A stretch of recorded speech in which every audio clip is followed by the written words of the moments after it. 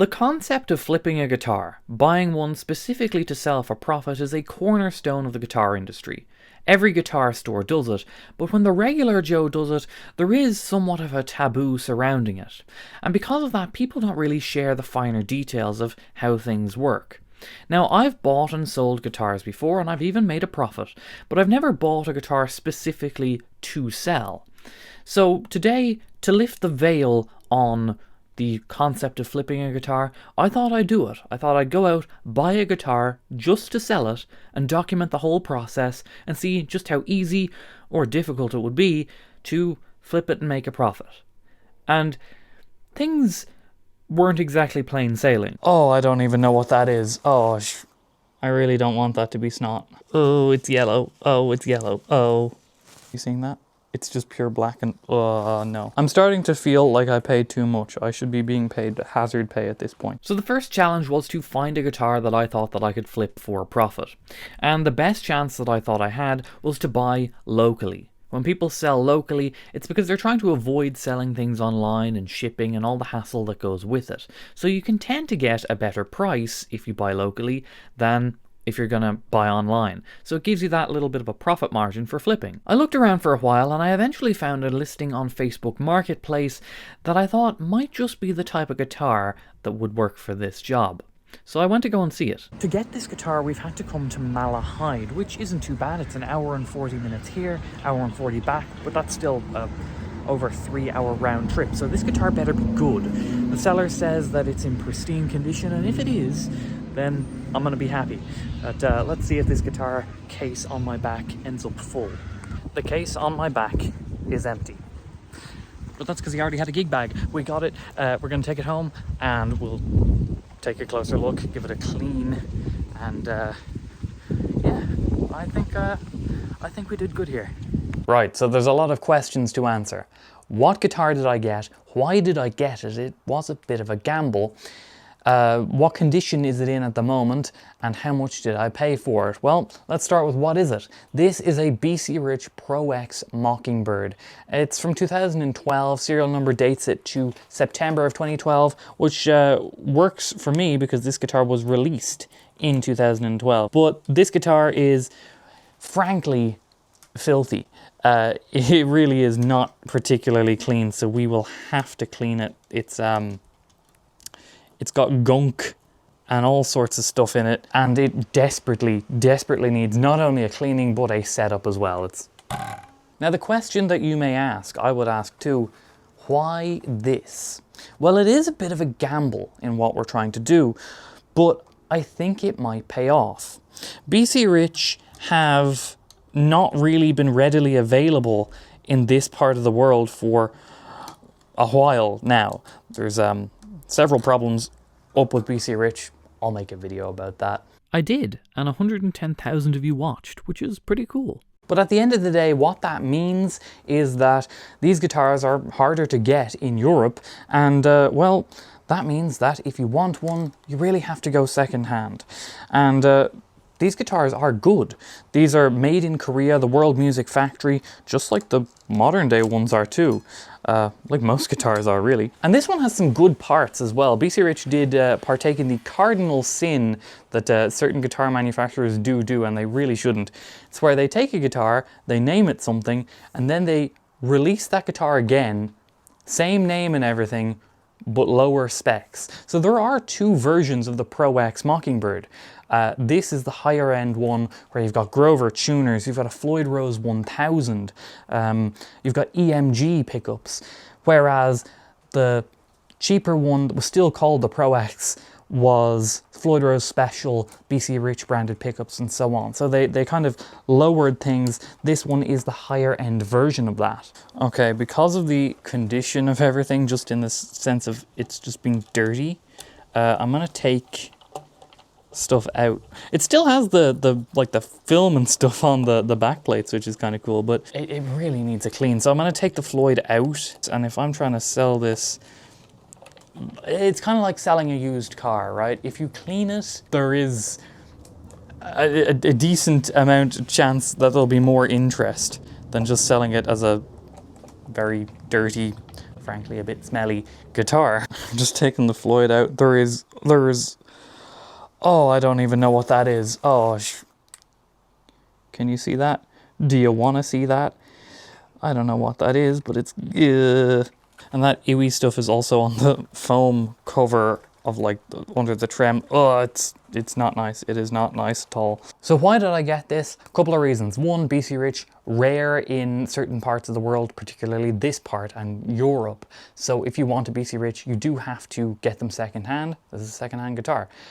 So rarity, which means that we can kind of have a customer base to go to on the secondhand market. There's no real competition at the moment, at least, on the new market.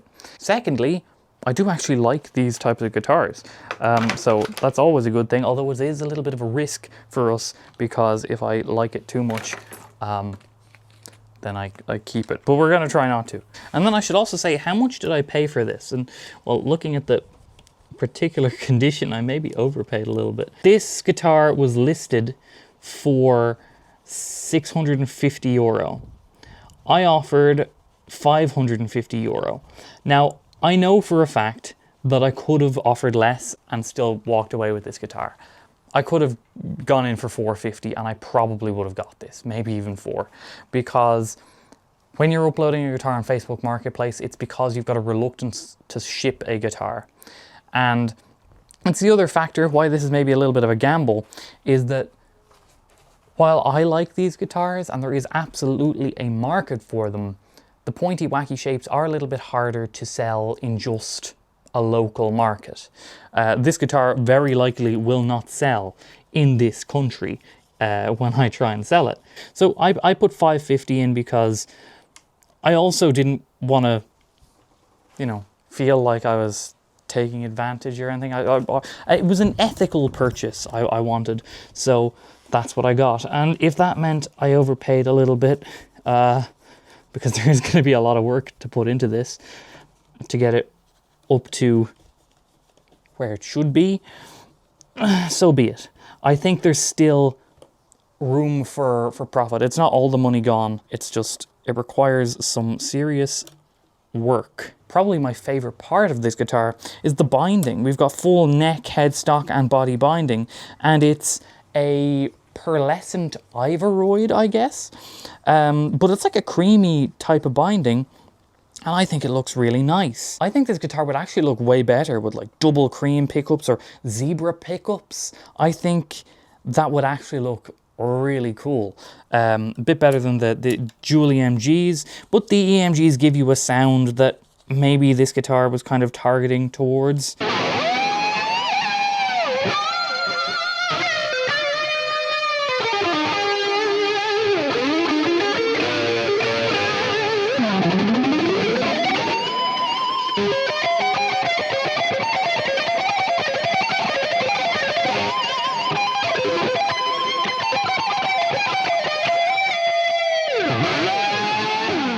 While I'm polishing the frets here, I should mention a couple of things. One, I absolutely did check the neck. The neck is straight, and the frets, especially for a guitar that's, well, 2012 was 13 years ago. So this is a 13-year-old guitar, and the frets are in pretty much perfect condition. And they are really coming out nicely as I polish them. So that's a good thing. That really is. I know that this guitar is going to play well. You can actually see there's a good thick layer of dirt, so we're going to be scrubbing this. Really nice looking inlays, by the way. These are the BC Rich diamond inlays. I think the diamonds are just classy. Nice inlays. There's a lot of potential with this guitar. I am happy with the purchase. I'm yet to like properly plug it in though, so we'll have to check the battery. This is an active guitar. What's the over-under that the battery's never been changed and it's just exploded inside? I have to get into this now. The dirt on this Floyd, like even just the dirt on the guitar. So here's our trim cavity and here's our gunk, and it's crispy. Wow. I really don't want that to be snot. Okay, I'm gonna go get some tissue to clean that. Oh, it's yellow. Oh, it's yellow. Oh. You seeing that? It's just pure black and, oh no. This genuinely might be the Um, the filthiest guitar I've ever come across. Like, look, this is the nut from the nut, like the little screw that holds down the locking nut. Ew. I'm starting to feel like I paid too much. I should be being paid hazard pay at this point. The thing is, this model, the BC Rich Pro X Mockingbird, I do still think that paying $550 for this, I still think that there's good value in it still, to me. Like, now, there is a knock here. There's a little chip. You actually really can't see it because it's still black. It's just the chip of the clear. That, of course, I will disclose all of that. But other than that, it's in pretty damn good condition for a, what did we say, 13-year-old guitar. And with that, you look at the second-hand market and you see that there are guitars in worse condition, pretty high price. Like on eBay, almost all of them that are available are in Japan, and they are all ranging from 12 to 11, maybe $1,000. On Reverb, you've got a handful, and I think the most expensive is like 1,300. And the next one was like 900, and that one is, like I mentioned, the cheaper version where it's got the Floyd Rose Special instead of the Floyd Rose 1000. So I think that there's still a profit to be made with selling this guitar. I think an important part about flipping a guitar, or flipping anything really, is to not get greedy. I could sit on this and demand I get 1,300. That's not going to happen. Maybe it'll sell like that, but I don't think I need it to do that. If I make a profit on this, I'm happy. If someone else takes it then and then sells it again, fine. We both made our money. Okay, it's very much vastly improved at the moment. I still have to clean the Floyd. I'm gonna cut the cameras. I'm gonna clean this off, try not to gag while doing it, and put this guitar back together.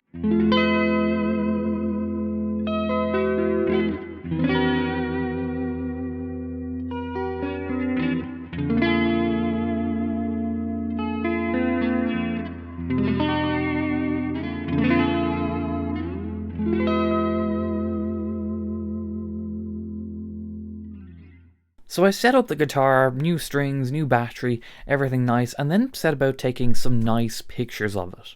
Just phone pictures, nothing too fancy, but in natural light and indoors. I want the pictures to look good, but be a true representation of the guitar.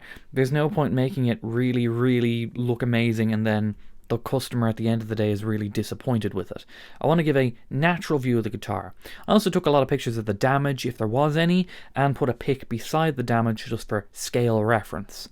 I made a listing of this guitar for €850 on Reverb, and that was probably my first mistake. Listing it on Reverb, my god, I got ripped off. And my second mistake was listing it solely in Europe. See, I had this theory, it was actually the theory that for the reason that I bought this guitar specifically to flip, I thought that this would be easy to sell within Europe because BC Riches aren't really available in Europe at the moment.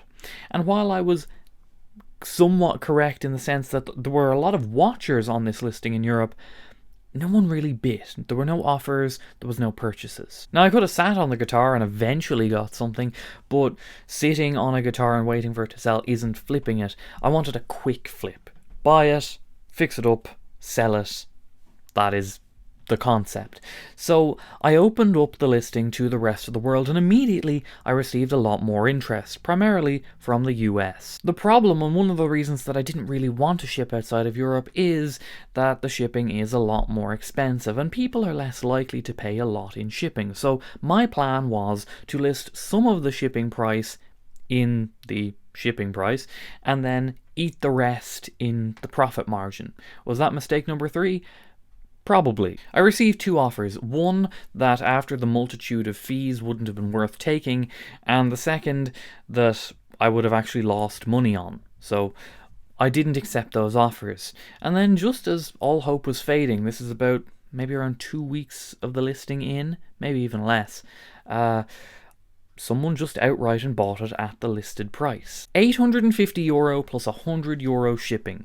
And I'd love to end the video here and say that I turned a €550 investment into a €950 investment, but that's not what happened. The total sales price, including US sales tax, which is withheld by Reverb, was €1,023.94.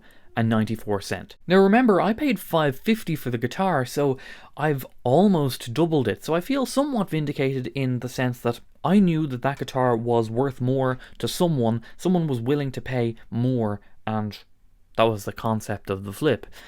So I feel like I was proven right in that regard. However, it's not that simple, because while that was the price paid, it was not the price that I got. Just look at the fees. So this is just from selling on Reverb. Total processing fees, minus €33.15. Total cross-border fees, which sounds like it's completely made up, because it probably is, minus €10.24. They charge extra if you sell like across a border, and I think that includes within Europe as well, like the EU, which is, again, I don't understand any extra fees on that one.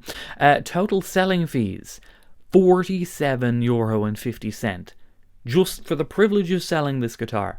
Total tax remitted, alright, so that's the $73.94, that's US tax, sales tax, and then I get total VAT on fees, which is €20.91. The fees all in on the initial total price sold is over 18%. It is €185.74. And I'm not done complaining about Reverb's fees either, because while I was listing this guitar, before I'd even had a chance for the listing to go live, Reverb were recommending that I bump the listing by giving them an extra 4.5% off the total selling price, that includes shipping, to get the listing seen by more people.